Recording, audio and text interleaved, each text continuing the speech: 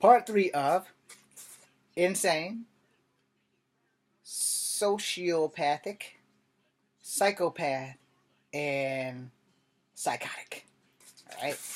I didn't read those in order. I just had to get them out so it wouldn't seem like I was going ballistically crazy. Well, this is the third video. I'm going to try to make this the final video because, you get to talking about yourself sometimes and it just, like, never, ever ends. And I've given you guys a couple of stories. And it's really kind of up to you to decide if I'm any of those, or as I said, I'm probably all of those, but I wear it well. And the thing about it is that I think on Earth, there are more people like me that haven't reached that pinnacle of fuck it, or who have reached the pinnacle of fuck it, and then just said fuck it, and accepted it, and move forward. A lot of things I have accepted and moved forward because, like I said in the other two videos, I love my freedom. And again, like I said in the last video, if murder was legal, I wouldn't be out of a job. Because there's always someone who wants someone dead. That's just a common fact of life. There's not a person on earth who has not walked around, maybe babies, maybe like grade school kids from like kindergarten to maybe the second or third grade. You've never ever heard one of them say, God, I hate this guy's guts and I hope that he dies. When you get into like the fourth and fifth grade and people start doing shit and teachers are just like letting it happen, because that's been my case my entire life. Teachers have just, hey, let's pick on a half-breed kid. Okay, yeah, let's watch the kids pick on a half-breed kid, and they've never really done anything about it. And you don't know what leads someone down those dark paths. And a person who just keeps getting all this weight dumped on them, dumped on them, and dumped on them, and dumped on them, or sooner or later to snap on the closest person next to them, or a whole classroom, or things. And this is some serious shit, because we all want to say, like with the massacres in schools, that the first thing we come up with is it happened because he was bullied or she was bullied at school. Half of that is about true. Most of the kids at school that go out and decide to take guns and shit because they got access to guns do school shootings. But I gotta call bullshit on that, because I had access to guns and I was picked on from middle school. Well, hell, I was picked on from grade school all the way to high school, and even to this day in college, I'm still being picked on. I do have access to guns. However,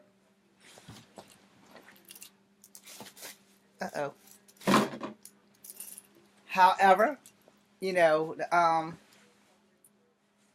the gun issue is that if you have access to it, will you always use it? And no, I will not always use it, because I much rather beat someone to death with my fist and actually enjoy the blood seeping out of their orifices instead of trying to gut them like a fish or shoot them.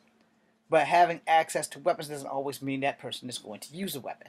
I, as a martial artist, prefer to use these things right here because I am the walking, breathing, talking, living weapon. Every part of my body is a weapon because that's what I was taught to do. From the age of 7 until current day, I've never stopped training martial arts, even up here. If I can't do it physically, I still train up here every day.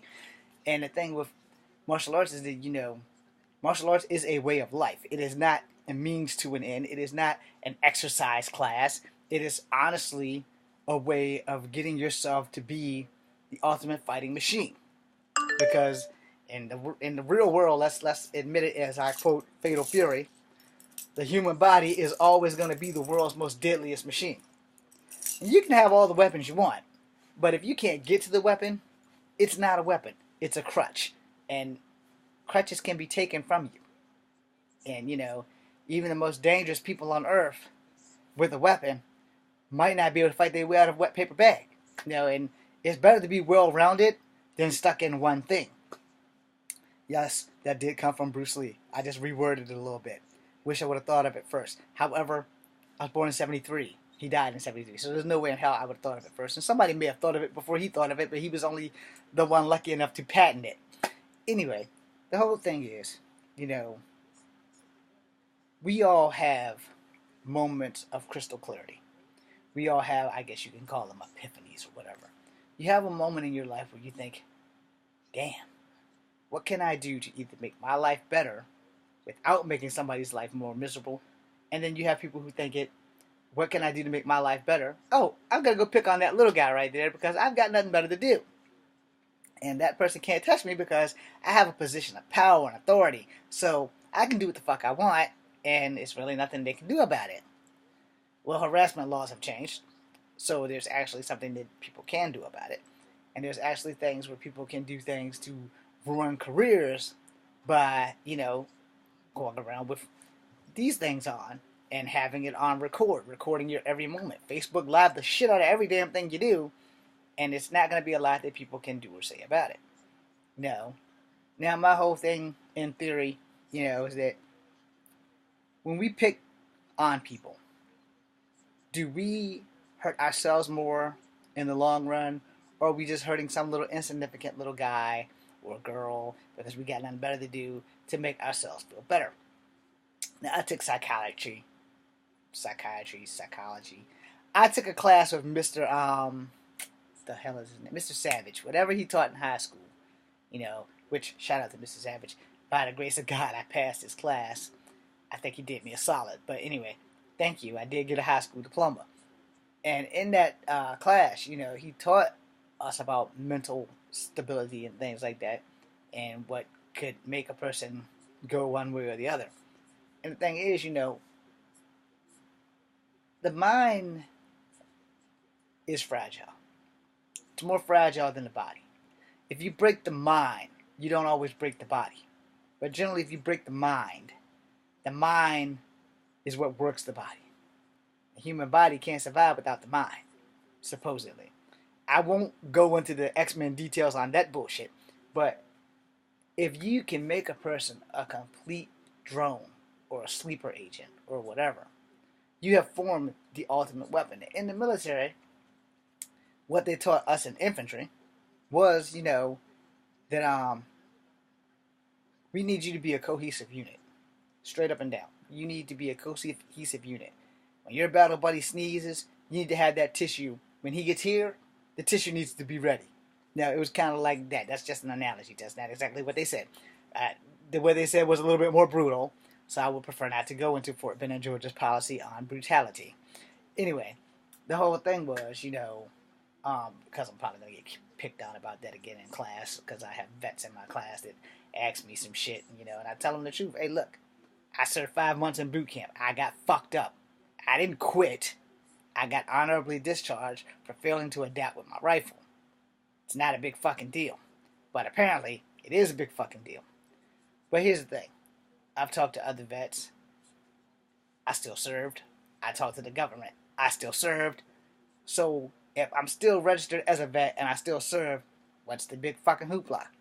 And then you want to know why people go insane. Alright, well, here's the thing about the military. While we're on that. The military's great while you're in. Some of us in a category by ourselves when we get out. Some people who have better MOSs get paid more money when they get out. I had the worst MOS you could possibly get. I got infantry. I don't know if it's anything worse than infantry, because apparently I'm smart enough to get infantry, because you need to be smart enough to get infantry to just get in the military. Now, I get picked on for my service record in class. It's like 2 weeks ago. The person of authority in another vet has just decided, hey, let's just fuck with James for a little bit. Let's ask him questions that motherfuckers say, I can't remember. 2011 was a long time ago. But that's cool. Because see, if they're picking on me, they're not picking on someone else. And I accept that, because I also know that, and if they're watching, in a street fight, nothing that you've learned in Fort Benning, Georgia, where I went, can save you from the shit that I already know, because at 16, I was trained by a Green Beret while I was a dishwasher at Kepler's. But I've been training in martial arts and I've been street fighting before these guys were even born. So do you really want to start a fight with someone who can beat your ass on a whim, unless you get exceptionally lucky? Or do you want to just leave them the fuck alone? Well, here's my thing. Because I've never started a fight a day in my life outside of with my big sister. So, yeah, you could say I was insane for that. Because she used to beat my ass all the time. Even dragged me down the steps with my ankles a few times, making sure that my head hits every step. So, I grew up in a rough environment. Alright? And a lot of you people who have had it nice, and I'm not picking on white people, because there are some black people who had it nice.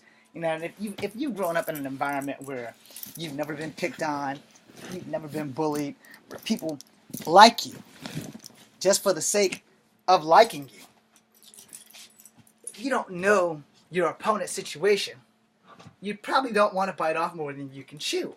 And the thing with us as people, we tend to care more about ourselves than others. We tend to not recognize a person's situation. We tend to not give a damn. That in itself can be the human downfall. And the reason why I say the human downfall, because let's keep it real raw, human. We all bleed red. We all know that there are some boundaries that by all rights we should not cross. However, one of them 7 deadly sins, gluttony, or jealousy, or envy, I'm missing the other 3. I probably said those all wrong too. But the thing is, when you choose to go to war with someone, you should probably go to war with someone who's not a sociopath, a psychotic, a psychopath, or a person who's virtually insane. Because the thing is, you don't know what that fucking person will do to you. You don't know what that person is capable of. You only know what you are capable of. And 9 times out of 10, most people only think they're capable of something because saying and doing are 2 different things. Alright? Because a lot of us people will say, well, I'm going to go out tomorrow. I'm beat 10 people up. You might go out tomorrow and not come back home. Because that first person that you attempt to beat up might be a kung fu master. He might Ray Park the shit out of your ass. Or he might be Yin Yang Man. He might swing up a monkey stick and that's all she wrote for your ass. Hang you up by the goddamn stick. You don't know a person by looking at them. You really don't. And it's the same way where you can't look at someone and say, okay, this guy's a fucking psycho. You can't. You can't look at me and say I'm a psycho. I mean, you can, but you can't legally prove that I'm a psycho. Now, I can admit that I'm a psycho, and by legally admitting that you're a psycho is not against the law. And there's really nothing you can do unless you do something incredibly psychotic, like decide to take a gun to school and shoot the fuck out of people. I got a little bit more class than that. I have a samurai sword. Anyway, yeah, that was crazy, right? Yeah, but the thing is, no one's gonna not see you walk through the hallways with a samurai sword, especially if it's dripping blood and things. So, it's not gonna happen. But here's the reality. There are some motherfuckers that will do that. I'm not gonna carry my butterfly sabers into school and think that, oh yeah, this would be a good idea. I'm just gonna start ripping through people. But then you have the people who actually are completely insane, who have gun access, who will go and do whatever the hell they want, and unless they're caught or shot dead, they do that.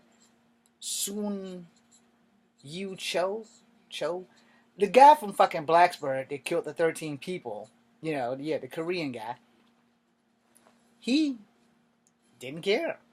And a lot of this was over a girl. The Korean guy that cut his girlfriend's head off at the same school in the food court, which no one really fucking noticed or gave a damn about. It was rarely mentioned on the news, which happened either before the massacre or after the massacre. It still happened in the same time frame at Blacksburg. This was incredible, And the thing, everybody has to understand it. You don't know what a person is capable of until generally it's too fucking late. And we all gave the FBI a hard time because they got warnings. Well, people can send the FBI something about you, and you would be the one person that they would go check out, and while they're fucking around checking out you and keeping you on the no-fly list and this, that, and whatever, the real bad guy is probably the motherfucker that's going to be the guy that shoots up the fucking school that has nobody saying shit about them. Nobody. No.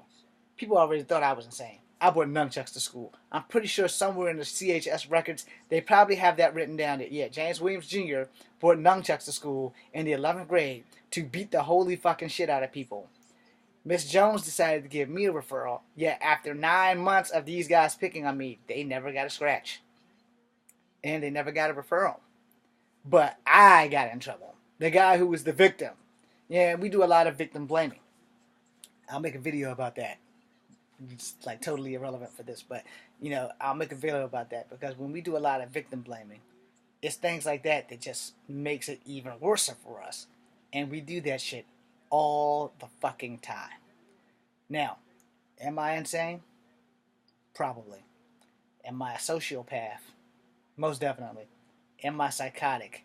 Hell yes. And what was the last one? Am I a psychopath? I'm pretty sure I am. Because there is a CHO in Psycho. Sorry, Margaret Cho's my favorite comedian, so I had to throw that in. I love her. I like for her to have my baby. It's never going to happen, but a guy can dream. Anyway, she's one of my celebrity crushes. Just like Kelly Hoop. Yeah, that's right. Kelly Hoop, Scorpion King, Nash Bridges, the Sammo Ho show, martial law. Anyway, I'm going to leave you guys with this simple phrase of thought. To know yourself is to know all. To only know your enemies is to know nothing at all. Because you don't really know your enemy, because you only really have one enemy. And as a martial artist, I will say this because it's a secret that most martial artists won't share because either they don't know it or they don't care. The only enemy that one truly ever has is the enemy within. If you can find a way to defeat the enemy within, or at least keep them tame, you will find success. I'm James Williams Jr., Kung Fu Advocate number 2. Be seeing you.